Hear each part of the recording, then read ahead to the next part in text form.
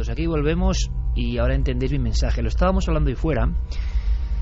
Hemos intentado además ser bastante limpios, ¿no? Podíamos haber descrito escenas muy terribles con detalle, pero es que no toca. Lo que toca es dar la información. Es un tema crudísimo, un tema que Santi tiene esa cara de cuando te transfiguras un poco, cuando has estado metido para investigar una serie de cosas.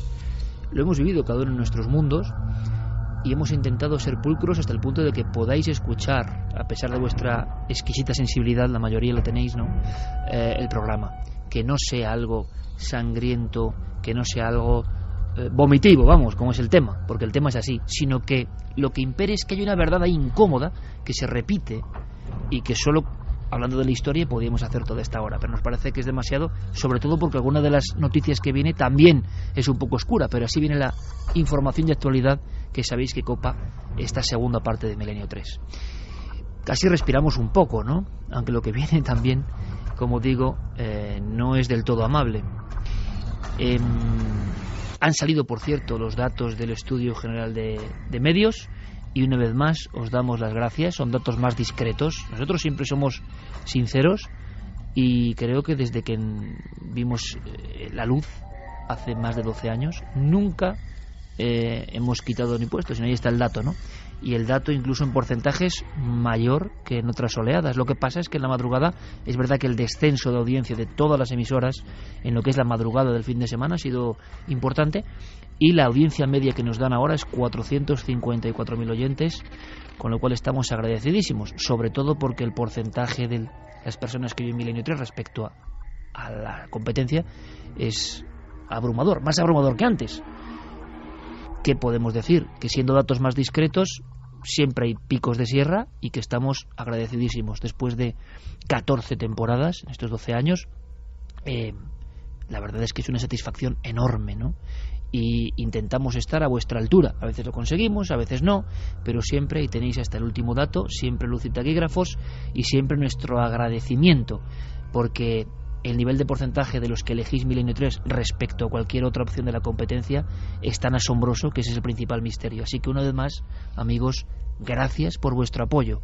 Por cierto que las noticias es que Milenio 3 además es el programa en castellano más descargado de toda la radio y de cualquier país. Por tanto, yo creo que es algo asombroso, que es hace muchos años así, pero siempre hay cada 3 meses que dar las gracias.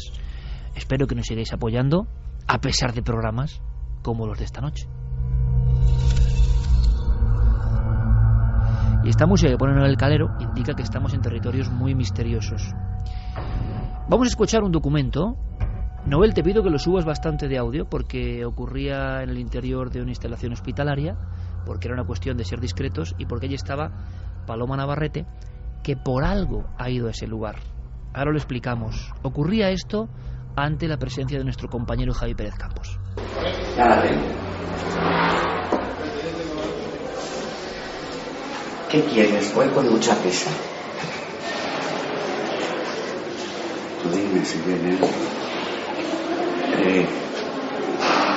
No te vayas. Te vayas.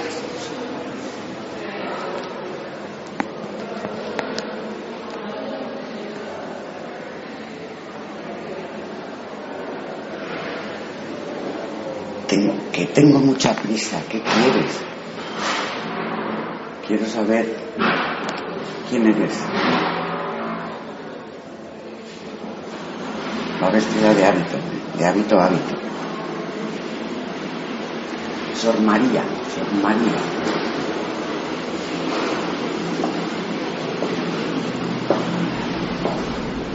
La he perdido. La he perdido, decía Paloma, que se encontraba con Javier y con nuestra compañera Israel Espino en un lugar donde últimamente ella está, entre comillas, psicosis, y nos lo van a contar. No podemos dar mucha más información porque esto tenía que ocurrir antes de la emisión que viene mañana en Cuarto Milenio. Gracias también en Cuarto Milenio por la increíble acogida, a pesar de la competencia increíble que tenemos. Gracias de todo corazón. No sabéis lo heroico que están siendo estos datos últimos del programa, y ahí estamos peleando para todos vosotros, para contar cosas como lo que pasa en Badajoz. Javi Pérez Campos, compañero, a las 3:11 en directo. Buenas noches. Hola Iker, muy buenas noches. tienes voz ahí como de estar ahí casi agazapado, ¿eh? No sé si es por el tema Bueno, que hemos contado. Hace un frío importante y aparte también la soledad de este lugar en el que hemos estado hace solo unas horas. Este audio está extraído de una experiencia que hemos llevado a cabo hace, pues como decía, pues cuando estaba anocheciendo, hace un rato prácticamente, y es un lugar que ahora está desangelado, que todas las luces del edificio están completamente apagadas. Yo me encuentro a la sombra de este lugar, de este hospital, y desde luego es impresionante una vez más la experiencia con Paloma Navarrete, que sin haberle aportado absolutamente ningún dato a mí me ha dejado sobrecogido mientras recorríamos estos pasillos, hacíamos esta prueba con ella, íbamos caminando por los lugares donde se han producido apariciones que tienen aterrorizados a los trabajadores de este lugar, y como digo, ha llegado a dar hasta datos concretos que tenemos que seguir investigando. Esta investigación está abierta ahora mismo. Israel Espino, compañera, buenas noches. Muy buenas noches, Iker. Oye, muchísimas gracias por pasar frío para Milenio 3, no es la primera vez. Recuerdo hace un tiempo en el barrio del Teso, allá en las Urdes, que también era más o menos la misma tesitura, pero merece la pena porque tú también nos has ido narrando una situación, quizás sea, no sé si exagerado, pero sí de algo que se venía rumoreando y que hemos contado en alguna ocasión, se pasa en las últimas fechas a casi histeria y nuevos casos, ¿no? Sobre una mujer que aparece en ese hospital de Badajoz, que se deja sentir, pero casi como si fuera una corporeidad que se puede tocar, que no se puede distinguir casi de una persona viva, y que sigues tú con un goteo de casos nuevos de médicos. Claro, Iker, yo creo que lo que hemos hecho es abrir un poco esa olla a presión de la que ya estaba saliendo vapor, porque se había, durante todos estos 20, 30 años, se oía hablar de estas señoras que se veían fantasmalmente por el hospital. A raíz de empezar a contarlos, nosotros, nuevos casos van saliendo, y ahora sé de muy buena tinta que el miedo de la dirección del hospital ya no es que corre el pánico entre el personal, que casi ya lo está ahí, sino que haya un poco de psicosis entre los pacientes, que es lo que más les importa, porque realmente, y te puedo asegurar que parte del personal ya está bastante asustado. Sí que hay problemas a la hora de las guardias, de dar las guardias por la noche. Sí que en cierto quirófano de pronto han empezado a apagarse muy a menudo saltar las luces, y se atribuye ya cualquier cosa se atribuye al fantasma del hospital. Pero Israel, has dicho una cosa muy importante. Antes de que me cuentes algunos de los últimos casos, has dicho señoras, y eso es desde el principio. Parece que hay como un arquetipo doble, dos figuras que se aparecen. ¿Podrías resumirlo, por favor? Sí, se aparecen y a veces se confunden. Una es una señora de negro, vestida de negro, con el pelo muy negro y recto, y la otra es una monja. Y luego se confunden porque ese pelo negro, en ocasiones, si se ve de lejos y de fondo, puede ser la toca de la monja. Realmente son dos arquetipos que se ven distintamente y a lo largo de estos 30 años. ¿Qué hace esa monja o esa mujer de cara muy pálida y pelo negro, siempre según los testigos? ¿Cuál es su modus operandi? Pues principalmente se aparece completamente o casi completamente corpórea. Los testigos creen que están ante una mujer de verdad, hasta que de pronto cruza una puerta cerrada, se desvanece o desaparece. Cuando se ha aparecido con forma de monja, incluso cuentan que ha llegado a ayudar a las enfermas, a ofrecerles algún tipo de analgésico, tal como cuentan que lo hacían vida. Javi, de lo que habéis podido obtener en esta visión de Paloma, como siempre, yo creo que es un poco la demostración, porque vamos siguiendo un caso muy, muy, muy concreto que hasta mañana el público en Cuarto Milenio no va a conocer. Y entonces íbamos a comprobar simplemente, como el que tira una moneda a la Fontana di Trevi, ¿no? Puede caer de cualquier manera. Pero, ¿qué nos puedes contar sin adelantar mucho? Pues sin adelantar mucho te puedo decir que Paloma y yo hemos entrado en el edificio con total discreción, hemos subido a la tercera planta. La idea era, pues poner a prueba a Paloma una vez más y sobre todo intentar extraer alguna conclusión, algún dato que pudiera ayudarnos, ¿no?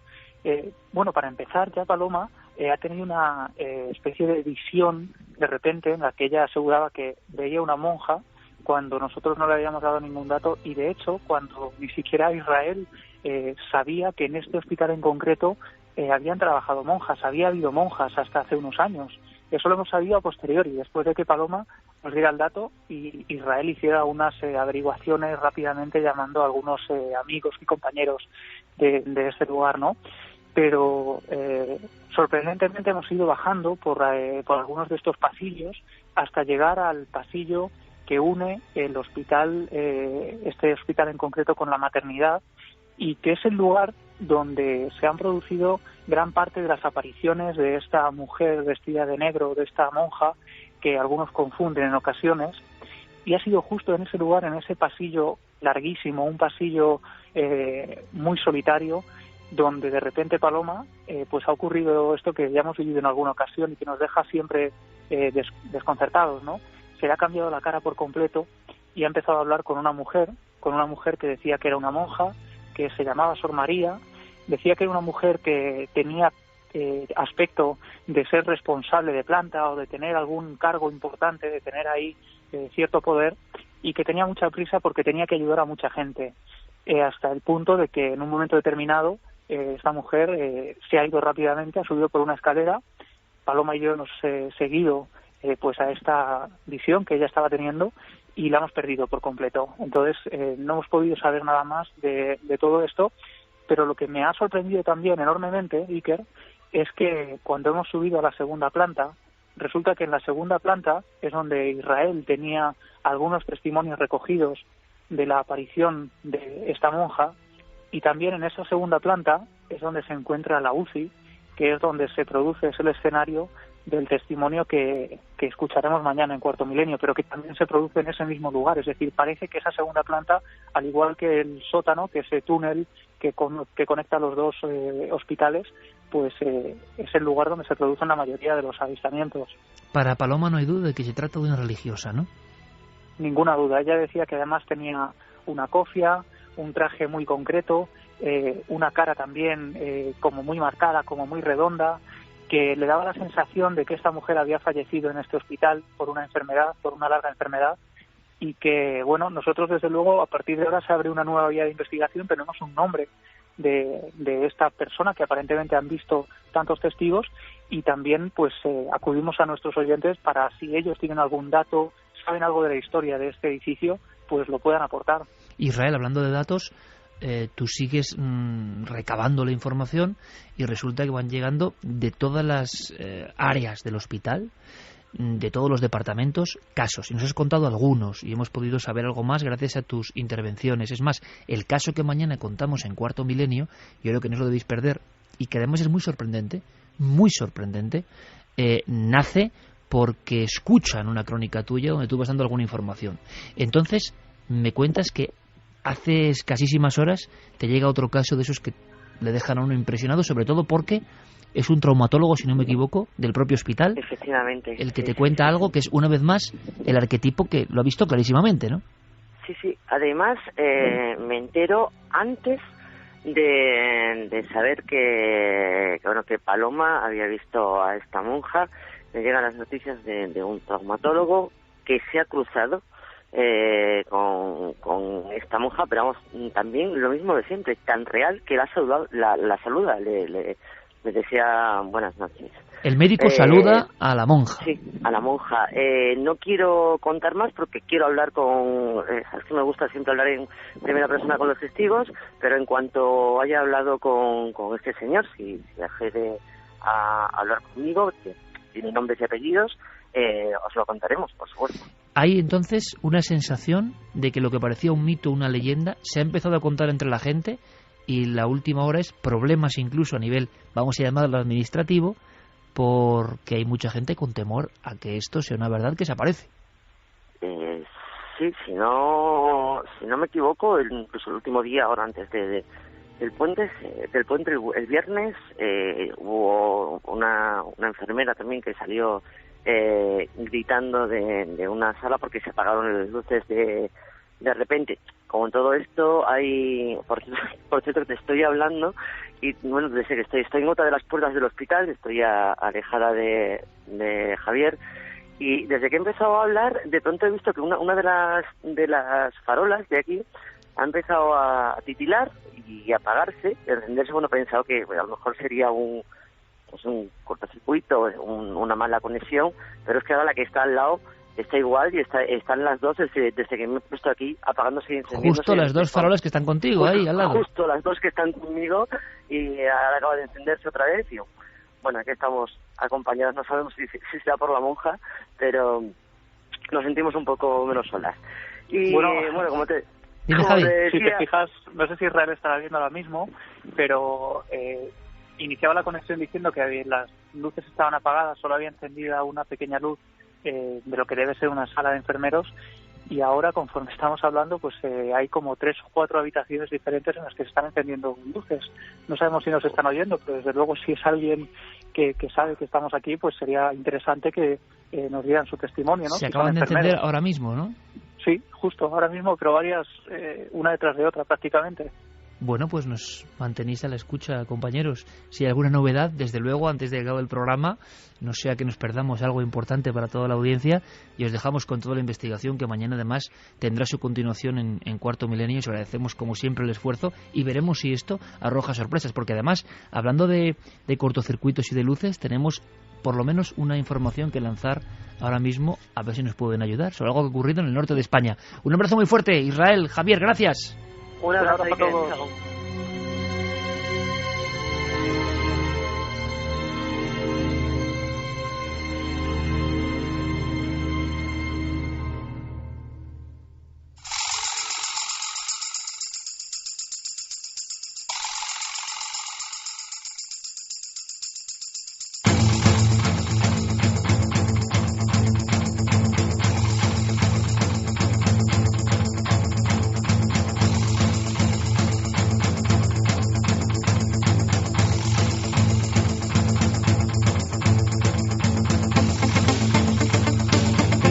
Hora Capicúa, la sintonía de la mesa milenaria que estábamos hablando aquí ahora mismo mientras sonaban estos acordes que pone Noel Calero y realizados por un buen amigo del programa que nos cedió esta composición y que hemos visto idónea para que sea primer lecho sonoro de las noticias.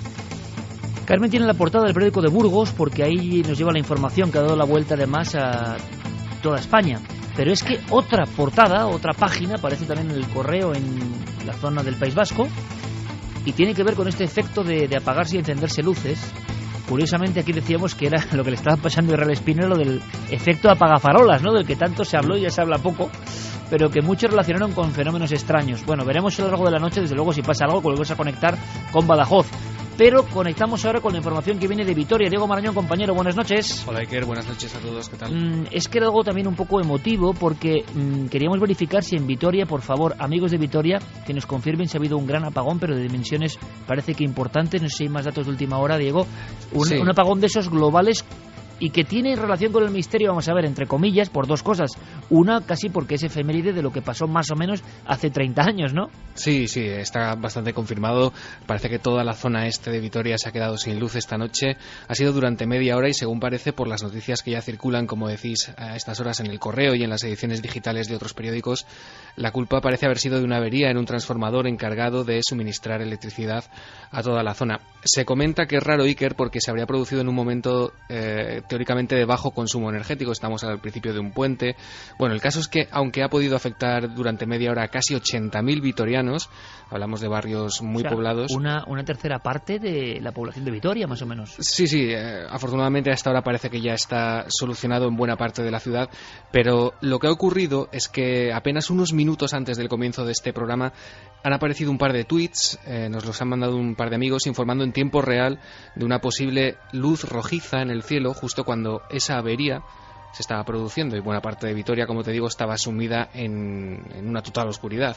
Por ejemplo, Jorge nos decía: avistamiento ovni en Vitoria en medio del apagón de hoy, como hace 30 años, luz hacia el cielo. ¿Alguien más lo ha visto?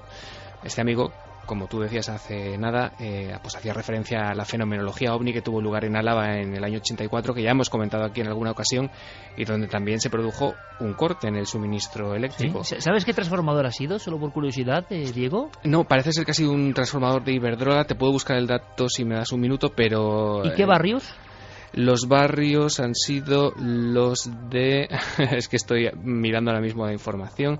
Barrios como La Cuarriaga, Avechuco, Judimendi, Santa Lucía o Salburúa. Estoy leyendo ahora mismo información del Correo que acaban de publicar. También es curioso porque otro de nuestros oyentes, Iker, nos mandaba una fotografía que a mí personalmente me parece un poco dudosa, mostrando lo que parece ser una esfera de luz que está suspendida en el cielo y que sobrevuela dos edificios.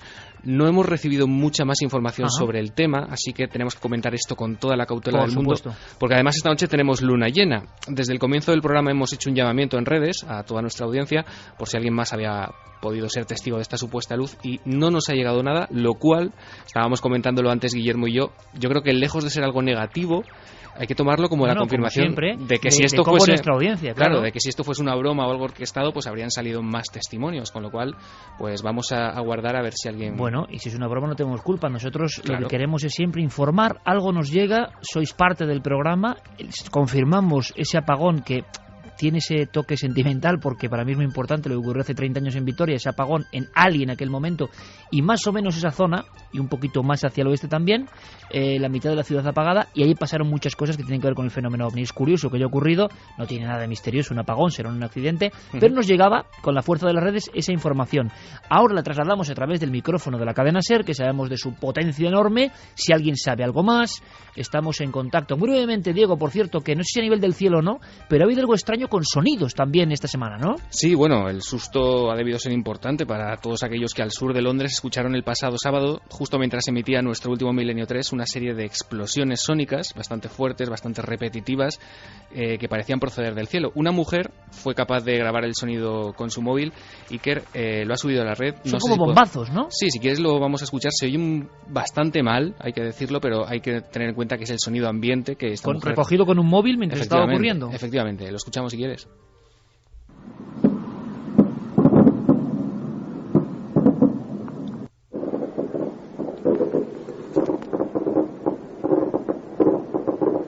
No sé qué opináis, Santi, Carmen, Clara, parece incluso un disparo de algo, ¿no? Parecen fuegos artificiales. Sí, también, o tracas de algo, ¿no? De Valencia, sí, tracas, ¿no? Sí. Bueno, sí, pero, ¿y qué ha ocurrido? Claro, sí que parecen fuegos artificiales, pero el caso es que nadie sabía muy bien qué estaba pasando, pero la preocupación aumentaba a medida que trascendía, gracias a las redes sociales, que ese mismo ruido, ese ruido en cuestión, había podido escucharse no solo en Inglaterra, sino al mismo tiempo en lugares como Buffalo o Nueva York. Es decir, fuese lo que fuese, ese impacto sonoro había llegado a ambos lados del Atlántico. Uno de los pocos expertos que se ha pronunciado al respecto ha sido Bhupendra Khandelwal, que es experto en ingeniería de la Universidad de Sheffield en Inglaterra, y que en declaraciones a la prensa inglesa ha comentado que, en su opinión, pues estas explosiones podrían proceder del motor de detonación por pulsos de algún tipo de jet experimental. Como te imaginarás, Iker, pues han aparecido ya conceptos como el mítico proyecto Aurora, con ese jet espía de los Estados Unidos, y lo que sabemos hasta ahora es que el Ministerio de Defensa británico al menos pues ha negado la mayor, o al menos dice no tener constancia sobre la presencia de ninguna aeronave de ese tipo en su espacio aéreo. Diego Marañón junto a Guillermo León, los capos en navedelmisterio.com, toda la información que podamos registrar, hasta donde nos lleve la información, como siempre, compartida y global sobre de Vitoria, pues nos interesa. Un abrazo, compañero. Un abrazo. Bueno, nuevos elementos, ya no es el de Ham, ¿no?, sino una especie de tracas tremendas, pero curiosamente la conexión de las redes sociales hacen que algo se convierte, lo hemos vivido aquí, en viral, pero en tiempo real alguien está escuchando lo mismo, y en el caso de Vitoria, por ejemplo, sí que ha habido apenas un par de imágenes, pero no otros que han visto lo mismo. Vamos a ver si a través de la radio tenemos más información o simplemente se ha quedado en un efecto óptico. Pero cuando pasan cosas en vivo, pues tiene un especial sabor contarlo a través de la radio, porque es como compartir la información. Ahora cambiamos de tercio porque nos vamos a una información, repito la palabra, que ha llamado mucho la atención de los medios convencionales. Si quiero vuestra opinión, Clara, Santiago, va desbrozándola Carmen, porque el equipo ha podido hablar con diferentes protagonistas, ha sido portada en gran parte de la prensa, ha sido un poco escándalo porque se habla de importantes instituciones de la Iglesia, y por desgracia también es un tema un poco oscuro, pero ha tocado así, es la información. Pues sí, estamos hablando del caso. Titulaba el Diario de Burgos: investigan el intento de suicidio de una menor sometida a varios exorcismos. Es el caso de una chica que recientemente ha cumplido 18 años, pero siendo menor, este verano, el 13 de agosto, se presenta en la comisaría con 6 de sus tíos para poner una denuncia. Una denuncia, entre otras cosas, de delitos como lesiones graves, trato degradante, coacciones, inducción al suicidio y violencia física y psíquica habitual. Bueno, después de las declaraciones que hacen tanto los tíos como esta menor, la magistrada María Dolores Fresco dice que hay indicios de que algo está ocurriendo y abren una investigación. En esa investigación salen a la luz, después de la declaración de la chica, cosas como que había estado ingresada en varias ocasiones en hospitales psiquiátricos porque al parecer tenía un desorden alimenticio, anorexia, tenía también ansiedad. Al parecer declara que vive en su casa algo religioso, un sistema religioso muy fuerte, que solo le dejan escuchar Radio María y ver Canal 13 en la televisión, que es lo único que sus padres le dejan hacer, que su madre cree que está endemoniada, que la han sometido a diversos rituales de exorcismo, a 13 en concreto. Pero si quieres, Iker, vamos desbrozando la información con quien verdaderamente la ha llevado a cabo, que es Angélica González, que es periodista del Diario de Burgos, y también 3 compañeros más, que son los que han accedido a esas declaraciones oficiales, tanto de la menor como de la madre, que sí que ha declarado ante la policía, pero posteriormente se ha negado a declarar ante la jueza. Escuchamos a Angélica González cómo nos cuenta esas primeras denuncias y por qué se hacen. Pues mira, sabemos exactamente lo que ella misma cuenta ante la policía cuando, en compañía de sus tíos, va a presentar la denuncia el pasado 13 de agosto ante el Servicio de Atención a la Familia de la Policía Nacional.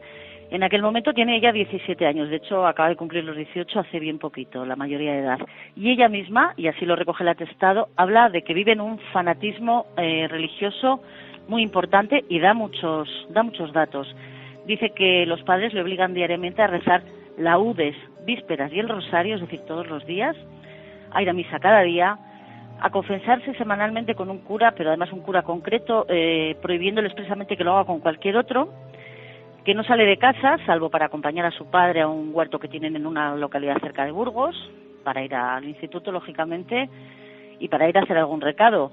No va a las fiestas de la gente propia de su edad, no va a los cumpleaños de los compañeros, no va a las cenas que se organizan en clase, no va de fiesta, ni siquiera va al cine. Ella detalla un asunto que nos parece revelador del ambiente asfixiante en el que vive esta cría.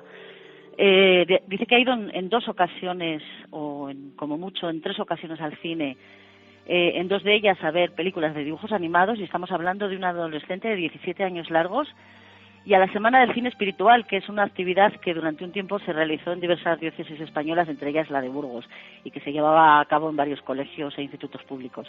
Ese era el ambiente en el que se movía, el ambiente familiar que rodeaba a esta cría.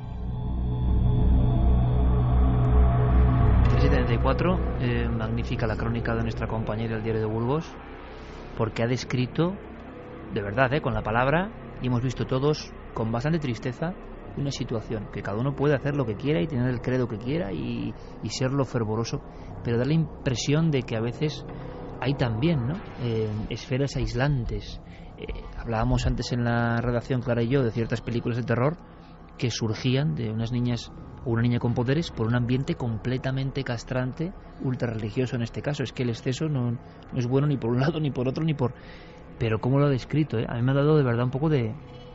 No sé de qué acabará todo esto y qué de verdad o no, pero de mucha lástima, sinceramente, ¿no? Sí, en realidad esos son los hechos que vivía a diario, pues no son los que se corresponden a una chica de su edad, ¿no?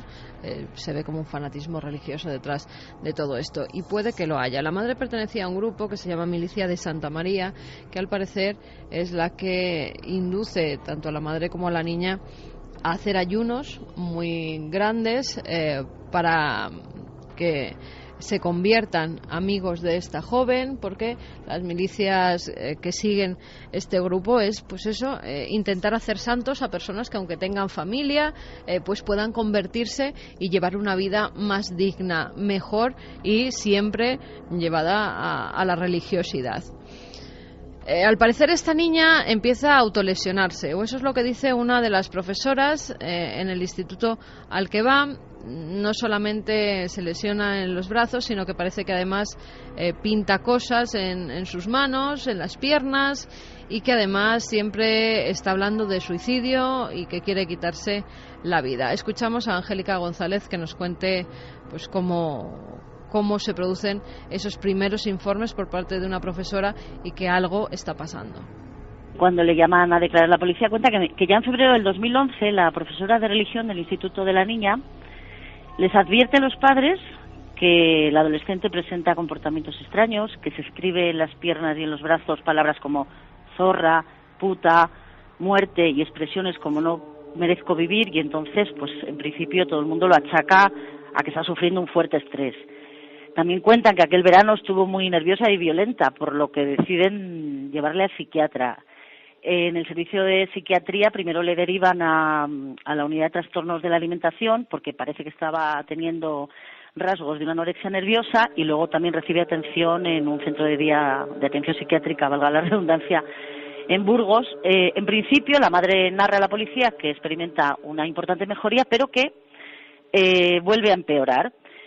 Y que ella misma, la madre, dice a la policía que su hija, llorando, le pide que llame a un sacerdote porque, y cito textualmente del atestado, que lo tengo delante, estaba sintiendo como que algo interior le oprimía el cuello y le asfixiaba. Pero lo que no cuenta la adulta, pero sí la niña, es que estos problemas de anorexia nerviosa surgen porque tanto la madre como el grupo religioso en el que ella participaba, que es la Milicia de Santa María, le animan a hacer penitencia. Y de hecho ella narra a gente de confianza que ella no dejaba de comer para adelgazar, como suele ser, como es el diagnóstico de la anorexia, sino por hacer penitencia para evitar peleas, tener crisis de ansiedad que los padres interpretan como una posesión demoníaca. ¿Cómo pueden interpretar los padres una crisis de ansiedad como una posesión demoníaca? Pues aquí interviene con un sacerdote amigo. O sea, esto es un cóctel extrañísimo de película, sinceramente. Totalmente. Aunque haya una inmersión en... Y además yo pienso una cosa, y creo que siempre hacemos gala de ello. Cada uno puede seguir sus religiosidades, sean del tipo que sean, mientras no haga daño a los demás. Porque a veces se utiliza estas noticias para atacar a determinadas creencias.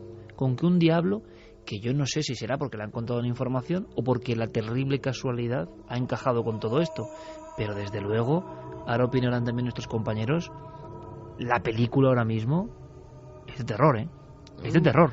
Bueno, la chica está ingresada en el Hospital Juvenil Clínico de Valladolid durante varios meses, desde septiembre hasta noviembre del año 2012, y a los facultativos además les dice que tiene un demonio dentro, que es quien le engaña y que motiva a hacer esos daños. Eso lo han declarado los propios médicos que la trataron, con lo cual la niña también había dicho que estaba endemoniada, o por lo menos creía que estaba endemoniada. Además le decían que la finalidad de no comer, que no era adelgazar, sino que era autocastigarse, que ella quería autocastigarse. Eso es lo que le dice a los médicos. Luego la policía, como vemos, declara otra cosa. Declara que sus padres eran los que decían que estaba endemoniada y que por eso la llevan a hacer los exorcismos. Bueno, después de lo que dice este seminarista, los padres en un principio no le hacen mucho caso, pero viendo que su hija se pone peor al cabo de los meses, sí que es cierto que la traen a Madrid, a San Agustín de Guadalix, donde en un convento de monjas le hacen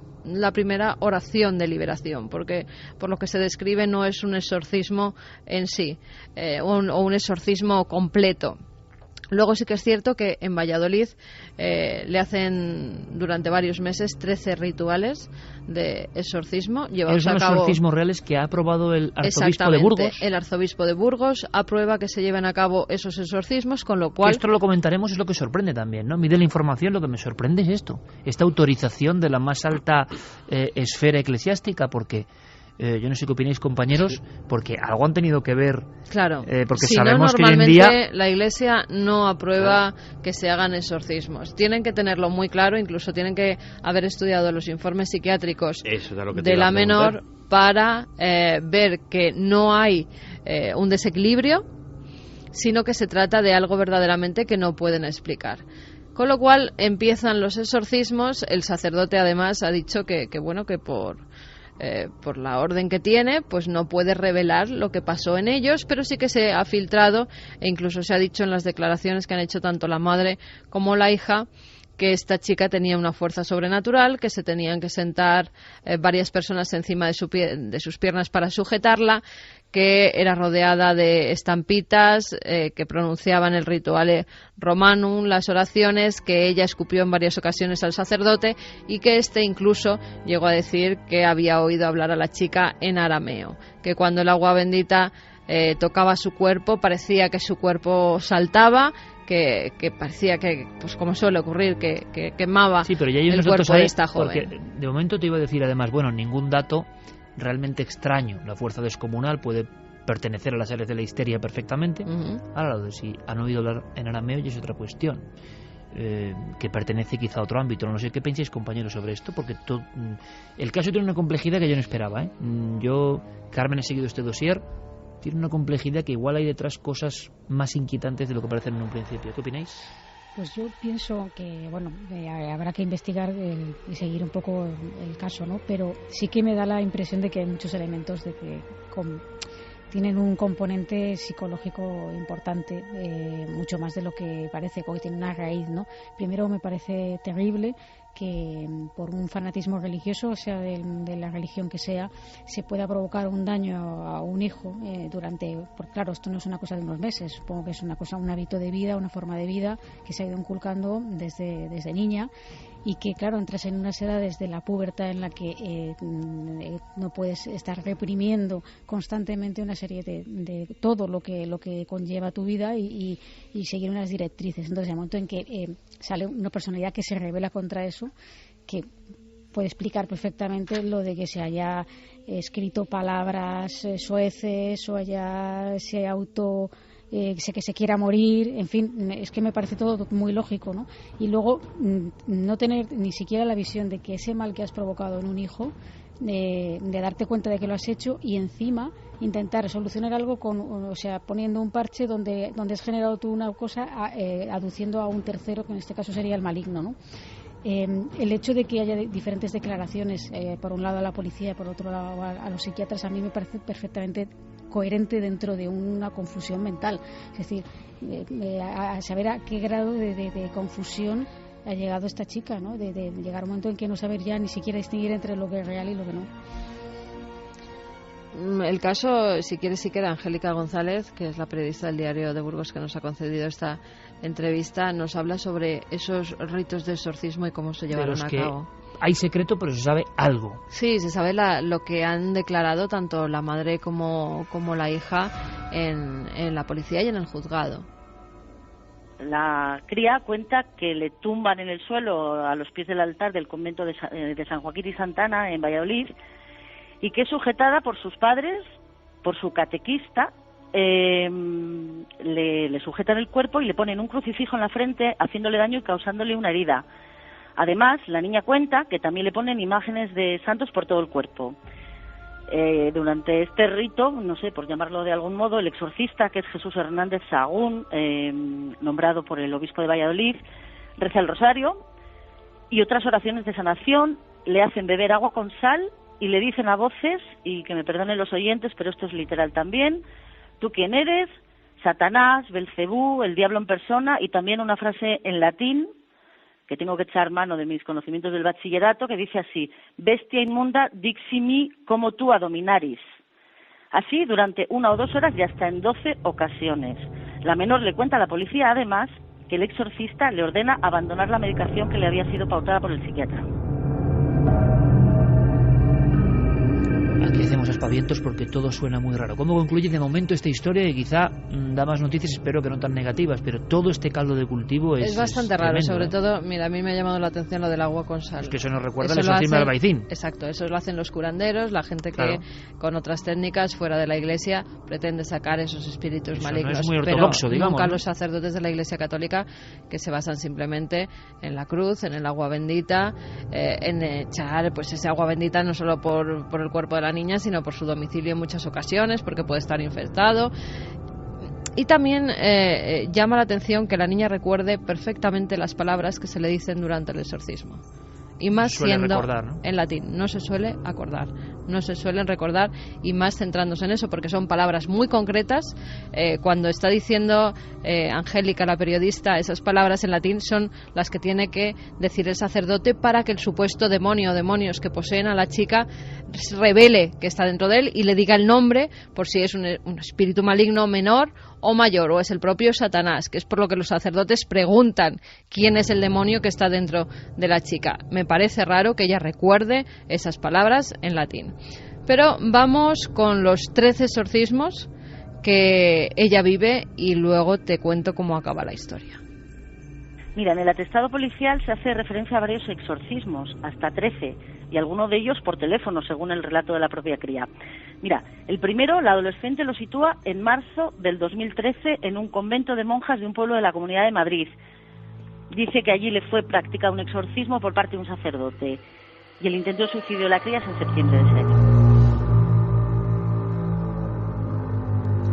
Ahí está, hay un intento de suicidio. La chica llega a tirarse por la ventana desde un tercer piso. No se ha quedado paralítica, no se ha quedado tetrapléjica, como dijeron algunos medios de comunicación, sino que sufrió lesiones por la caída en un tobillo, en la espalda, en los brazos, pero se va recuperando de esas lesiones. ¿Ha declarado ella por qué se tira? Porque quería quitarse la vida. Directamente. ¿No? Pero por el demonio, le obligaba al demonio, no se sabe. No, pues mira, entre otras cosas, y la madre ha dicho que sí, pero que lo hizo presa de los nervios. En un episodio, la chica declaró ante la policía que su madre le dijo: anda y tírate por la ventana. Su progenitora reconoce haber pronunciado esta frase en un momento de estrés, cuando su hija amenazaba, dice, con cortarse las venas o ingerir pastillas. Al parecer también el padre había dicho una serie de improperios en contra de esta chica. El padre ha dicho que lo decía, pero al ente que poseía el cuerpo de su hija, no a su hija. Y es todo bastante raro, y que yo creo que va a haber que seguir investigando este caso, porque hay muchas cosas. A mí varias que se me escapan, os lo aseguro, ahora os lo comento. Pero vamos. Sí, hay bastantes. Y también me chocan las declaraciones que hace delante de los médicos y después las declaraciones que hace con la policía. Las anoréxicas normalmente se vuelven muy mentirosas, porque tienen que saber llevar esa mentira para, incluso cuando están en familia, saber cuándo vomitar, cómo mentir, con lo cual hay que tener en cuenta varias cosas en este caso, que puede tener un desorden mental, un desorden alimenticio que le hace llevar a creerse una serie de cosas o a fabular una serie de historias, también un entorno religioso tremendamente opresivo que lleva a esta... Sí, pero el obispado de Burgos, autorizar esto, imagino que no es porque sí tampoco, ¿no? Sí, sorprende. Santi, ha tenido que ver opináis? Algún indicio, yo creo. Por ejemplo, a mí hablábamos... Clara y yo, vamos a decirlo, sin ningún tipo, por favor, que nadie piense, pero hablábamos de Carrie esta noche, que es la historia de una niña que tiene fenómenos paranormales porque vive en un entorno. Hablábamos de Julianne Moore, el increíble papel que hace, ¿no?, en el remake, ese ambiente tan opresivo que, claro, los cambios hormonales, lo que está pasando en una chica de esa edad, pues sale por cualquier lado. En este caso en forma de, los fenómenos paranormales muchas veces piensan los expertos la telergia o el fenómeno recurrente absolutamente incontrolado es una parte de la energía que no está bien canalizada. Pero, por ejemplo, ese sacerdote que ha soñado con el demonio que ahoga. Luego, si es verdad o no, que yo no lo sé, que se ha hablado en arameo o son fuentes como este sacerdote ya muy metido en el tema el que lo ha dicho, porque hay sacerdotes y sacerdotes, claro. Y luego también que el arzobispado de Burgos, Santi, por ejemplo, autorice, cuando sabemos que la Iglesia últimamente, precisamente porque esto no es buena prensa para ellos, se moja poco, ¿no?, para autorizar algo. ¿Habrán visto algo? Todo es muy extraño. Obviamente en los últimos 15 días he estado haciendo, como quien dice, un curso de psicología infantil express, y todos los síntomas que muestra esta chica es evidentemente de estar sometida a una presión traumática constante. El entorno familiar no tiene que ser demasiado positivo, y insisto en lo que decías tú, me da igual que sea un entorno cristiano, que sea musulmán o ateo, es un entorno absolutamente... También es el entorno que conocemos de palabras de la chica, sí, claro, de las que se han publicado en el informe policial. La madre con lo cual... sí reconoce lo de los exorcismos, ¿no? Sí, por supuesto.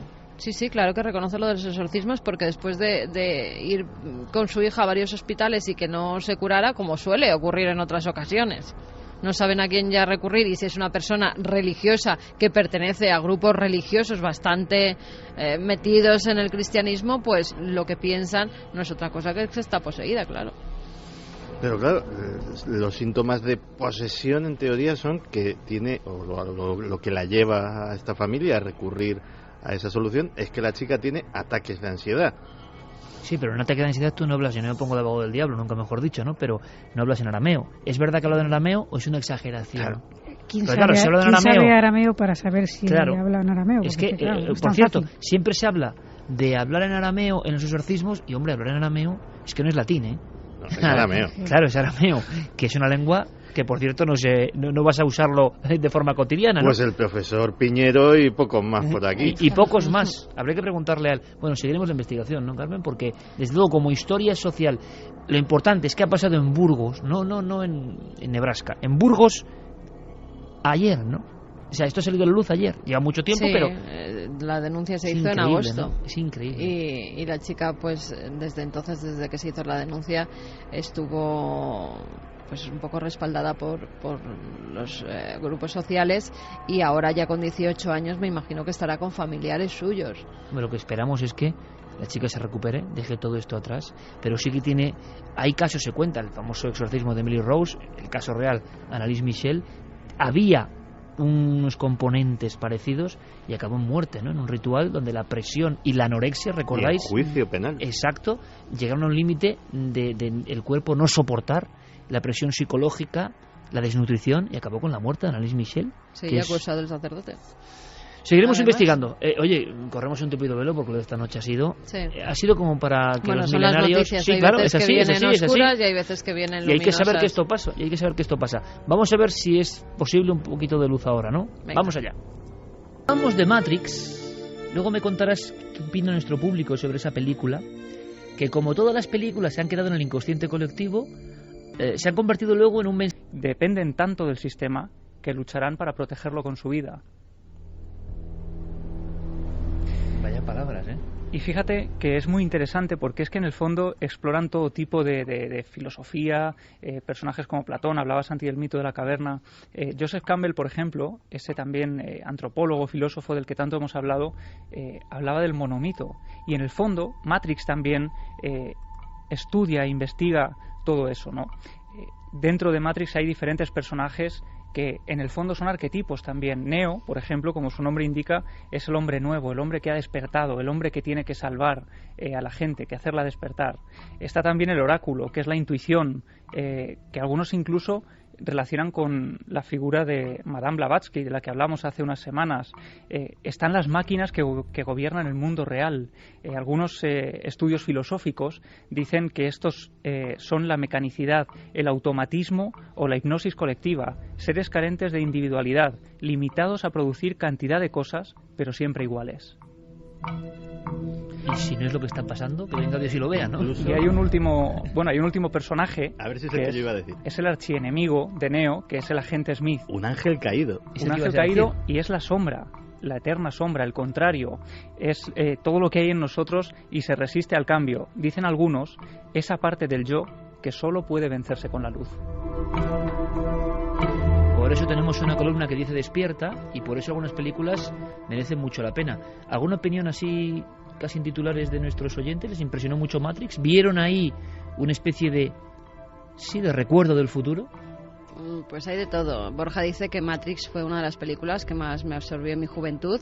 Le di 1000 vueltas al tema. Apasionante. Oscar, huimos de la verdad porque conocer la verdad nos hace responsables de nuestras decisiones. Homer J. Neo siente que algo alrededor de su vida en su realidad no es correcto y busca información, no lo que le da la televisión o le dicen. Jaime dice, yo la verdad es que Matrix la vi de pequeño y no la entendí. Pues yo estoy con Jaime porque yo la vi hace muchísimos años. Ahora, claro. Después de tomarte la pastillita roja, ¿no? Claro. Pues yo no la entendí tampoco. Aisa dice, Matrix es la película, si logras asimilar el gran mensaje oculto que contiene. Vamos, ¿despiertas o despiertas? Yo he visto recientemente una película que me ha impresionado, me ha convulsionado realmente. Luego he visto las críticas de los críticos españoles y entonces he entendido mucho más todo, ¿no? Porque todos la ponían fatal. Entonces he entendido que era una maravillosa película, claro, evidentemente. Tiene unos primeros minutos un tanto densos. Sí, pero después es increíble, alucinante, transformadora, creo yo, muy emocionante. Y habla en el fondo de todo esto que estamos comentando desde hace tantos años, ¿no? Tuve además el contraste y tú lo sabes, vimos esta película y luego vimos otra que realmente estaba basada, pues bueno, en las modas, pues no sé, en la Ouija, en no sé qué, y era patético. ¿Por qué? Porque cuando tú ves una obra que tiene mensaje de verdad, que tiene luz de verdad, que está hecha con ánimo de verdad de transformar, y ves luego el producto absolutamente manufacturado que solo está hecho para ganar dinero, que hoy es muy, muy noble, ¿eh? Pero como hagas el contraste, te parece... Rato, las películas por eso tampoco tienen por qué tener una filosofía y pasarlo bien viéndolas. Claro, pero algunas sí, ¿no? Porque sí, pueden transformar pero no el mundo. Puedes compararlas. Claro, pero yo te digo unas son para que divertirse y otras son para al verlas juntas, el contraste todavía es más feroz, ¿no? Y esa película de la que yo hablo es Orígenes. Sale un ojo y si podéis yo lo recomiendo porque lo siento así. Es más, creo que ese director y la gente que ha intervenido en eso merece mucho la pena. Están hablando de algo que está en la tramoya de las cosas, están yendo un paso más allá y es muy emocionante, es muy emocionante. No es fácil de ver, dicen algunos, yo también lo comparto, en un principio es un poco confusa, pero de pronto pasa algo y sobre todo pasan algunas cosas que te convulsionan. Desde luego es alguien que cree tener una misión, no es una película más por hacer, ¿no? Y eso, cuando enseguida vas a las críticas, sobre todo viendo lo que han criticado otras películas absolutamente nocivas para la mente humana, y dices, claro, ahora lo entiendo. Estos críticos tienen que poner mal esta película. Es normal, es absolutamente normal. Lo tenebroso es que alguna gente que nunca se va a desenchufar hable bien de algo que sea bueno, porque entonces que estamos perdidos. Hay algunos que siempre verán la vida de una forma, ¿no? Por cierto, que está con nosotros esta noche nuestro compañero Xavier Martínez, de los 40, se ha convertido en un habitual ya en la nave del misterio y nos alegra. Ayer el tipo estaba con un frac, con un smoking, ¿no? Con un smoking, ¿eh, Xavi? Buenas noches. ¿Qué tal, milenario? ¿Cómo estáis, amigos? Delante de 20.000 personas y no te temblaba el pulso, tío. Bueno, viste el milagro, ¿no? Que se produjo ayer en el Barclaycard Center en Madrid, ¿no? Increíble. Misterio, ¿eh? Increíble. Pero sobre todo misterio que tú saliste ahí delante de 20.000 personas gritando enfervorizadamente, no deja de ser. Y oye, no te temblaba el pulso, me sorprendió muchísimo. Bueno, es que si me sigues invitando a Milenio 3 y estoy cerca de ti viendo cómo haces el programa sin un papel, sin una nota, ya me pueden poner 20 galas de premios que voy a aprender algo, ¿eh? No, alguna hay, tú lo has visto. Se ve alguna hay, pero bueno. Oye, muchas gracias. Y además me hizo mucha ilusión que estuvieras ahí, ¿eh? Bueno, y también Carmen, por supuesto. ¿Te gustó? Me encantó. ¿Has visto Orígenes? Sí. ¿Y? La vi hace mucho tiempo y sí que es verdad que es un poquito densa al principio. ¿Pero la del ojo? Sí. ¿Y no te gustó mucho? Me gustó, lo que pasa es que me gustaría, como lo has comentado, me gustaría verla otra vez. Ah, amigo, claro, pero igual te estás equivocando. Que No, se ha estrenado en noviembre. No, pero no, entonces no es. Claro, es que no es la misma, no es Origen. No es de Christopher Nolan. No, es de Cahill. Vale, entonces no. Entonces amigo, ya me extrañaba. ¿Ves? Ya me extrañaba que tú no vieses eso con esos ojos. Te pongo deberes, ¿eh? Venga, va. Orígenes. Está en el cine ahora. Sí, vale. Transformadora total. Unos científicos buscando la evolución del ojo, que es un paso que nadie acaba de entender muy bien. Y en esa interfase se descubre el misterio. Y hay un debate brutal entre un científico que no es capaz de salir de su cuadrícula, pero le va sorprendiendo el misterio, y una científica que sí es capaz. Esa lucha entre lo espiritual y lo científico, esa búsqueda con el ojo como señal, como huella dactilar de nuestro origen y nuestra conexión con el pasado, ¿no? Deberes, ¿eh? Origen, por cierto, volviendo a la que yo pensaba, ¿no? Origen es brillante y volvemos a lo mismo, ¿eh? Sí. Al despertar, al querer vivir en ese mundo. Pero es Origen. ¿Verdad? Origen, también brillante, ¿eh? Orígenes. Eso solo transformadora. Bueno, pues vemos las dos, origen y orígenes. Eso es. Que se ha buscado por activa y por pasiva, que han surgido noticias que hablaban de que sí, que estaba ya. ¿Qué pasa ahora y por qué esta noche ha habido revuelo en ciertos medios internacionales? Si fuera solo el avión el que desapareció, pues bueno, pero las 239 personas que viajaban en él es lo que a las familias les tiene en vilo desde que desapareciera el MH370 de Malaysia Airlines. Porque cuando viajaban de Kuala Lumpur hacia Beijing, de repente, como todo el mundo sabe, se pierde su pista. Investigaciones posteriores creen que verdaderamente fue un secuestro del avión, que había algo muy oscuro detrás. ¿Y ahora qué se está haciendo? Bueno, pues han salido esta misma semana nuevas noticias. En primer lugar, desde la policía de Malasia se ha hecho una reunión con todos los familiares de los desaparecidos y en ella, aparte de darles una compensación económica que todos han rechazado porque no quieren los 40.000 euros que les ofrecían, sino que quieren llevar a juicio a esta compañía y sobre todo encontrar a sus familiares para enterrar, dar un buen entierro. Seguimos con lo mismo. Sonador hoy. Exactamente, dar un buen entierro a decir, esas... No se sabe ni dónde están, no hay peor trauma que el del desaparecido, ¿no? Exacto. Con lo cual, esas familias han rechazado el dinero, lo que quiere es que encuentren a sus familiares y la policía lo que ha pedido es el ADN. ¿El ADN para qué? Pues para que cuando encuentren el más mínimo resto de uno de los cuerpos o del avión, inmediatamente se saquen o se rescaten esos cuerpos o lo que quede de ellos y se hagan cuanto antes los análisis de ADN para devolver a cada fallecido a su familia. Eso lo están avanzando ya, pero ¿por qué? Las familias se preguntaban que por qué estaban haciendo esto cuando no se tenían noticias del avión. Porque y justamente horas después aparecen unas filmaciones, unas fotografías que se han hecho en el Océano Índico a 200.000 kilómetros cuadrados, han sido totalmente escaneados con un sonar, han sido fotografiados, zonas que nunca antes habían sido vistas por un ojo como estos escáneres, como estos sonars, y ahora lo que se está haciendo es visualizar casi cuadrícula a cuadrícula estas imágenes que ha dado el sonar. Sabéis que el sonar son como imágenes acústicas, ¿no? Lo que emite, el ruido que emite. Bueno, pues a 6.000 metros de profundidad. 6.000 metros. 6.000 metros de profundidad. Zonas, ya te digo, que nunca antes habían sido vistas por el ojo humano. Hasta tal punto han llegado porque quieren por fin rescatar y han puesto toda la tecnología, los avances científicos y tecnológicos que están a la orden del día allí, pues se han llevado todos además en un buque gigantesco y se está escaneando palmo a palmo. Pero se ha publicado que hay imágenes. Se ha publicado. Hay imágenes y se ven en esos radares una especie de lo que parece que no saben, no quieren dar la voz de satisfacción del todo porque no saben, tienen que comprobarlo. Porque los restos no se han hallado, no se ha hallado ningún resto en la zona, ni cerca, con lo cual tienen toda la precaución del mundo. Pero sí que es cierto que parece que hay una cola como de avión. Ahora, ¿puede ser que sea solamente del terreno, que sean rocas que nos engañen? ¿O verdaderamente hay algo más? Pues es lo que tienen que comprobar. Claro, estoy recordando al director de la Asociación de Pilotos Española que estuvo en Cuarto Milenio hablando de esto, sí, y decía que lo raro no es... O sea, un avión no cae a 6.000 metros entero. Un avión se destroza contra la superficie del agua, que se convierte a esa altura y velocidad, evidentemente, en una plancha de acero. Y entonces los restos tienen que llegar, más tarde o más temprano, a las costas. Tienen que llegar. Ya, nunca en ningún accidente marítimo no han llegado restos. Ya, nunca ha habido un pero accidente al cabo sin de restos. ¿Cuánto tiempo? Porque fíjate, no más de 2-3 meses. Bueno, hace poco ha habido una polémica muy grande con una especie de tablillas de corcho que estaban llegando a diferentes partes del mundo. Es verdad. Vale, pues es de un buque que se hundió hace 50 años. Pero seguro que hay más restos de ese buque que han llegado antes, seguro. No lo sé, pero las tablillas han salido ahora. Con lo cual, ¿cuánto tiempo tarda en que alguien de alguna zona rescate uno de esos restos? Según dicen los que saben, que ya... Algo que aprende siendo un ignorante como yo es que la gente que dice que sabe bastante poco de casi todo, o sea que es así.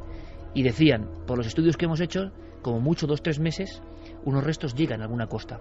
Hoy en día, con la información tal hiperglobalizada y que una noticia que ocurre en Mozambique nos llega al minuto 1, o una que ocurra en Ucrania pasa exactamente lo mismo, la captación de restos de un avión de origen desconocido que pudiera ser el de Malasia no hubiera pasado desapercibida. Pero bueno, más esperaremos tarde información. O más temprano se tendrán que encontrar. Pasó con la avioneta en la que viajaba Missoni, el miembro de la familia Missoni, que al cabo de 1 año y pico apareció. Pero era una avioneta, no era un avión de estas características. Pero era ¿no? una avioneta de la que no se tenía ni rastro y había desaparecido completamente. Ya se hablaba de otro triángulo de las Yo tengo Bermudas. la corazonada, pero es corazonada, se puede estar equivocado, de que esas fotos no son de los restos, pero ojalá me equivoque, Tenemos ¿no? de todas formas a un periodista de Sky News que estaba justo en el buque que ha salido con toda esa tecnología para buscar el avión. Este es el equipo de sonar más moderno y técnicamente avanzado del mundo, y será esta caja amarilla la que, con suerte, responderá a la pregunta más misteriosa de todas: ¿qué ocurrió con el avión? Si miran en esta parte, podrán ver unos paneles laterales que emiten pulsos de sonar hasta una distancia de 1 kilómetro. Todo lo que se detecta viene devuelto aquí, al barco, donde se analiza por expertos. Me dicen que pueden detectar algo tan pequeño como una lata de refresco desde una distancia de 1 kilómetro, así que es realmente impresionante. Estamos aquí porque el ministro de Defensa de Malasia ha estado hoy a bordo para animar a los técnicos, para decirles lo importante que es su trabajo. Él ha dicho que será tecnología de este tipo la que con un 99,9% de probabilidades encontrará el avión desaparecido. Lluvia metálica del gran Vangelis para hablar de otros asuntos que tienen que ver, cómo no, con el cosmos. Agua diferente. El agua en el abismo conserva el secreto de ese avión. Nos recuerda muchos casos de los que se dejó de hablar. También se ha dejado de hablar en este mundo que habla tan rápido de todo. Se ha dejado de hablar del avión de Malasia. Hay que recordarlo de vez en cuando. Sigue siendo un misterio, algo a descifrar. Lo que no sabíamos y no teníamos tan claro, y nos lo va a contar en una ráfaga nuestro compañero Diego Marañón, es que el agua del planeta también es un misterio. Claro, lo damos por hecho. Bueno, es agua, ¿no? Claro. Pero no sabíamos que el agua del planeta Tierra, de momento, no se parece a ninguna. No tiene los componentes de ninguna. Y cuando hablamos de que en ese agua se produjo el prodigio todavía no explicado del nacimiento de la vida, la pregunta, la ecuación, es sin duda sorprendente. El agua de la Tierra es como una joya en mitad de un universo infinito. ¿Qué tenemos de especial esta especie para tener ese agua? Los científicos llevan décadas buscando una similitud y no la encuentran. Pensaban que la iban a encontrar, Diego, con esta sonda Rosetta. Iba a quedar explicado de dónde vino nuestro agua. Y el misterio parece que se ha agrandado. Por eso quizá no se ha comentado mucho, compañero.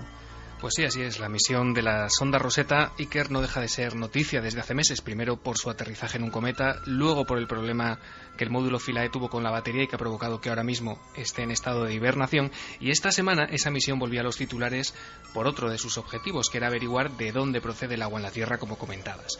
Un enigma que trae de cabeza desde hace muchísimo tiempo a los astrofísicos de todo el mundo. Y el motivo es que por nuestra situación en el sistema solar, por donde estamos, que es relativamente cerca del Sol, la Tierra es una rara avis, y lo es por la abundancia de agua, cuando debería ser un planeta seco, como casi todos los que nos rodean. Y es extraño que durante su formación, un elemento con un punto de evaporación tan bajo como tiene el agua, pudiera no solo formarse, sino estabilizarse.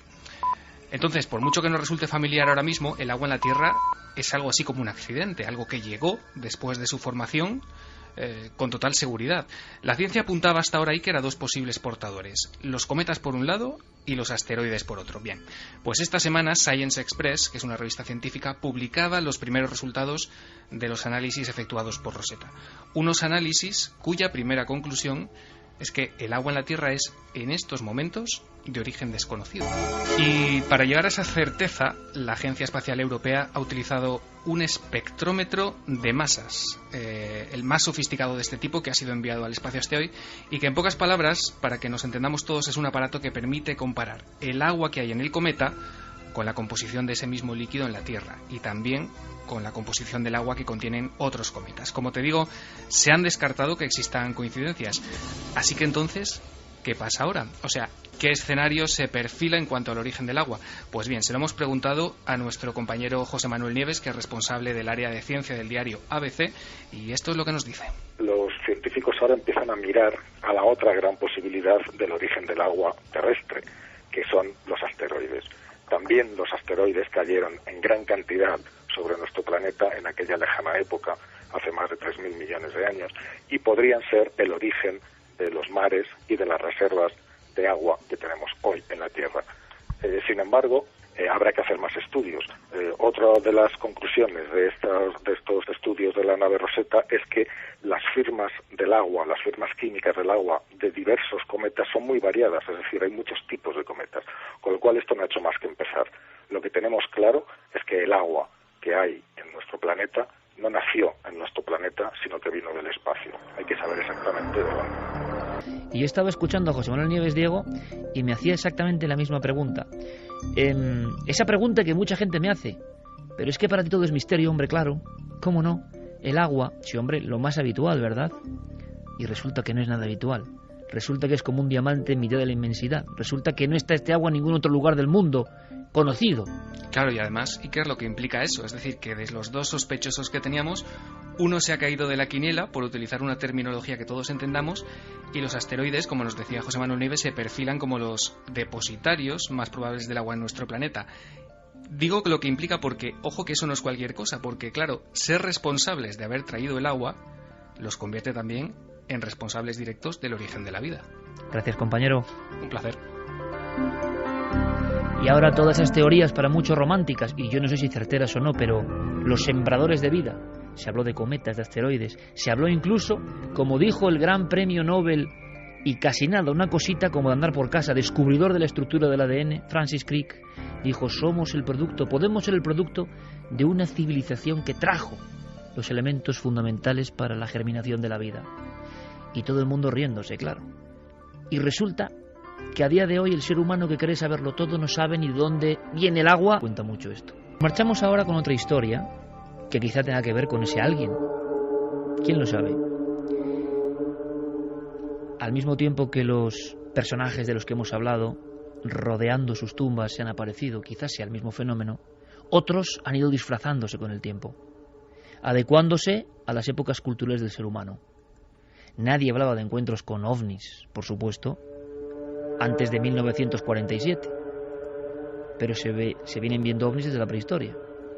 Ahora se llamaban de otra forma. Los ángeles se transformaron en astronautas con el paso del tiempo, pero seguían siendo mensajeros de algo que no entendemos. Lo que no ha variado es el rictus, la impresión, el romperse los esquemas de las personas que se han encontrado con ellos. ¿Quiénes son ellos? La respuesta parece tan lejana como el origen de ese agua, que es nuestra primera madre. Seguimos recibiendo testimonios de todo tipo, y en breve tendréis una buena muestra gráfica de personas que lo cuentan con total naturalidad. Vivieron algo, ha pasado tiempo, pero no lo pueden olvidar. Cuando contamos algún caso, recibimos, sobre todo Carmen y Javier, filtran ese feedback que por fortuna cada vez es mayor, porque hay menos miedo. Oye, que a mí me pasó esto. Oye, que nosotros vivimos esto. Y que ahora sí nos atrevemos a contarlo. Es la historia que llega ahora mismo a la radio. Sí, y tenemos que darle las gracias a Francisco, que es la persona que nos puso en conocimiento de esta historia, que le había ocurrido a él mismo en el verano de 1998, cuando él tenía 13 años, y le ocurre en compañía de otras 3 personas. Son 4 testigos en total. Él nos contaba que sus padres habían quedado con los hermanos, iban a juntarse unos primos, varios amigos, a pasar una noche en la playa del Espigón, en Huelva. A ellos les gustaba acampar, habían acudido allí en alguna otra ocasión, porque en aquella época además se podía acampar muy cerca de la playa, y esa noche deciden reunirse todos para ponerse al día y volver a verse después de un tiempo. Es entonces cuando estos 4 jóvenes se convierten en testigos de una historia que ellos no esperaban haber vivido esa noche. Vamos a escuchar al propio Francisco contándonos cómo se inicia todo esto. Llegamos por la tarde y nada, que no estábamos haciendo gran cosa, vamos, una barbacoa y demás, y cuando terminamos de cenar y demás, los 4 que éramos de la misma edad, los 4 primos, nos fuimos a la orilla, que estaba a unos 300, 400 metros de donde estaban las tiendas. Ellos aprovechan para contarse un poco cómo han sido los últimos meses en el colegio, empiezan a ver las estrellas, a contarse algunas historias, y es entonces cuando ocurre la primera de las cosas extrañas que van a suceder esa noche, algo que ya de por sí les deja muy desconcertados. De repente empezamos a escuchar ruido a nuestra izquierda, que era donde acababa, digamos, la playa donde estábamos y el espigón. Empezamos a escuchar varios ruidos de varios vehículos, como si se acercaran, pero desde muy lejano. No sé si era en la parte de lo que es la orilla, en la parte del mar o en la parte de la arena, porque ya te digo que lo veíamos escuchando desde muy lejos. Y nosotros lo que pensamos en ese momento que era quad o motos de la Guardia Civil, porque por ahí es imposible que un vehículo pueda pasar. Y se iban acercando, cada vez los ruidos eran mayores, las luces, varias luces viniendo, y cuando ya en teoría debería de pasar por enfrente de nosotros, se apaga todo, se apaga el ruido de todo, pero todo a la vez. Entonces nos pusimos en alerta, claro, lo ves, te resulta extraño. En esos momentos de incertidumbre ellos empiezan a comentar lo que acaba de ocurrir, intentan atisbar incluso en la oscuridad si pudiera haber algún vehículo en esa zona, una zona que les extraña porque está a medio camino entre el agua y la orilla, un lugar complicado para el acceso de cualquier vehículo. Y es entonces cuando ocurre algo más extraño todavía. En medio de la oscuridad aparece un siniestro personaje. A los 2 minutos mi primo pega una voz de ¿eso qué es?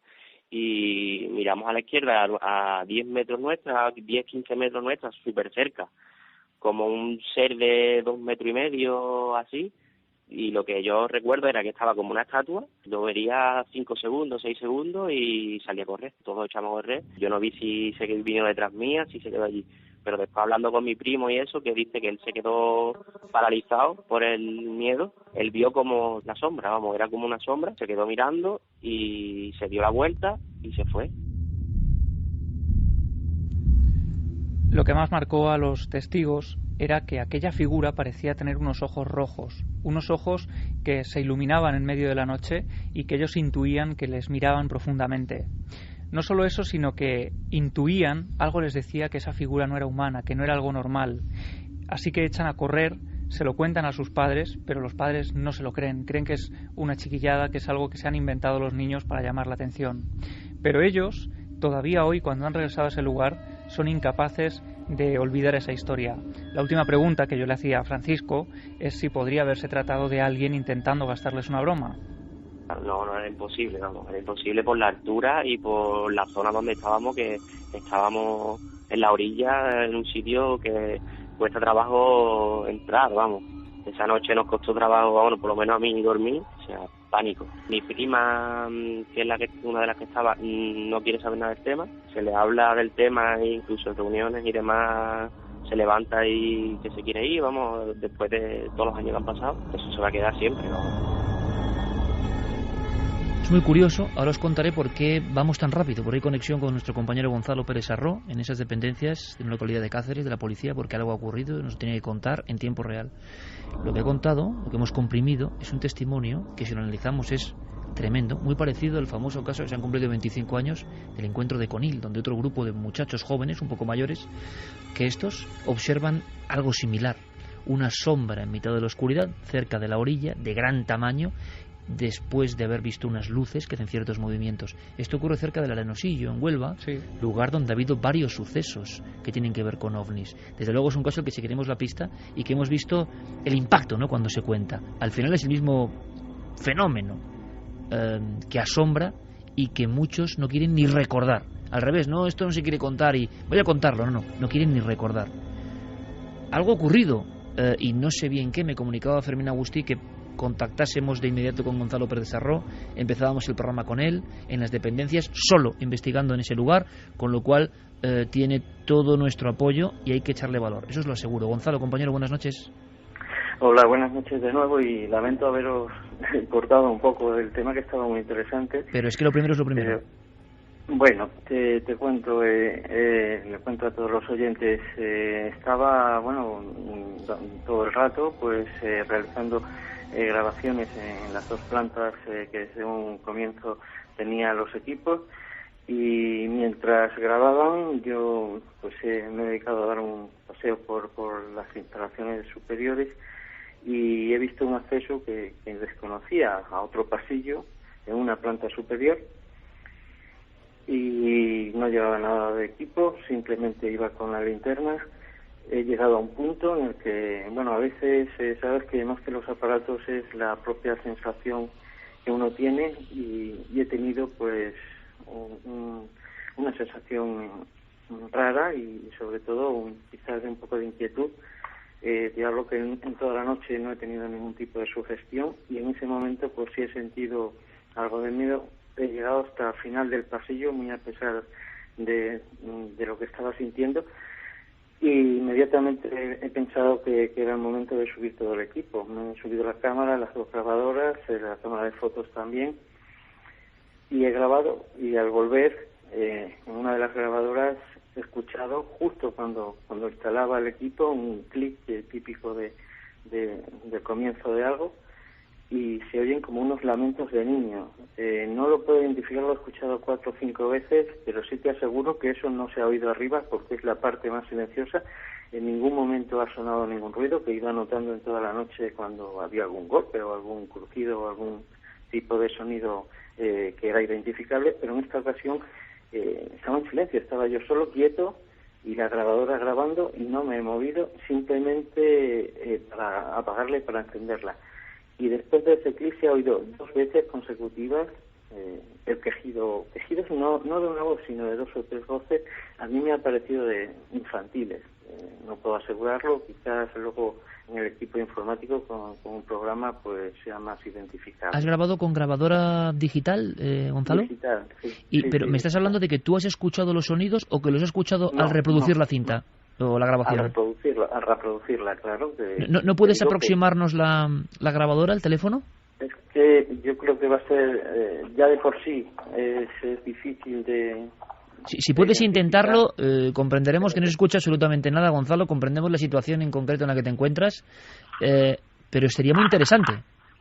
Bueno, yo te lo voy a poner, espera que os diga... Capturas el momento... Y desde luego tranquilidad, porque yo sé muy bien la valía de nuestro compañero, pero también sé el momento por el que está pasando, ¿no?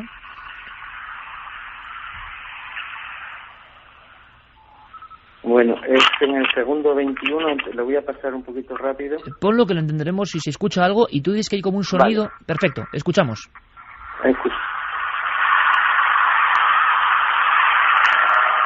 Ahora.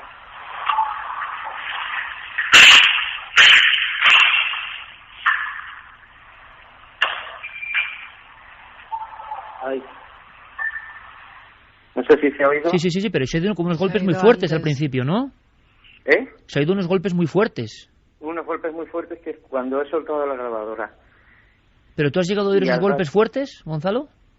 ¿Has llegado a escuchar esos golpes fuertes en vivo? Sí, los golpes fuertes.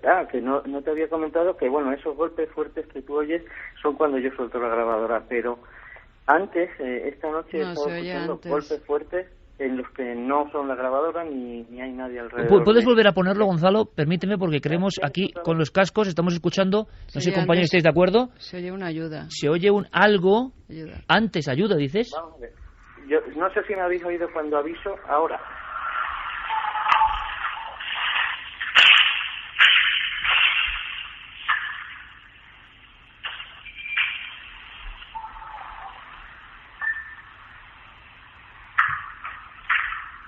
Me dice Fermín que escucha. Geray, ¿escuchas? Perfectamente, confirma. Sí, aquí escuchamos todos una serie de voces, pero podrían ser, Gonzalo, simplemente, y también nos entendemos, compañero, podría ser algo del exterior, alguna ventana abierta. No, en esta ocasión te digo que no, porque en otras sí he estado yo anotando ruidos de la calle. Arriba está todo cerrado y en un silencio sepulcral, porque es que la parte de arriba, que no sabía que existía, ya te digo que me ha sonado la puerta y la he recorrido, estaba en silencio, un silencio aplastante. O sea que nos dice Geray ahora mismo, que de técnica sabe un rato, claro, es técnico de Milenio 3, ni más ni menos, que se escucha antes del golpe perfectamente una voz. Vamos a ver si podemos ponerlo otra vez, Gonzalo. Yo sé que es importante, porque nosotros también lo estamos grabando y regrabando. Es lo que parece en tuberías sonando con algo. Ya lo enviaré de todas formas, Sí, por supuesto, pero vamos a escucharla en vivo. Gonzalo, que esto también no es muy habitual, ¿no? En el lugar de los hechos. Voy.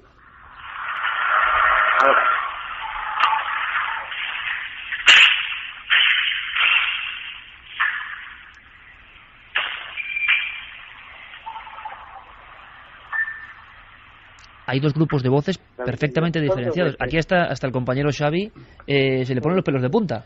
No, tenía piel de gallina, ¿eh? Porque ¿Lo además, escuchas bien? Es que no he entendido lo que decía, pero cuando Carmen ha dicho ayuda, y además la intención con la que lo dice, ¿no? Es verdad que hasta el tono se le nota. Santi, ¿de acuerdo? Además, yo lo que más me ha asombrado es el sonido de la psicofonía, o sea, que es... Oye, ¿qué has hecho después, Gonzalo? ¿Estás en el lugar exacto donde has grabado o no?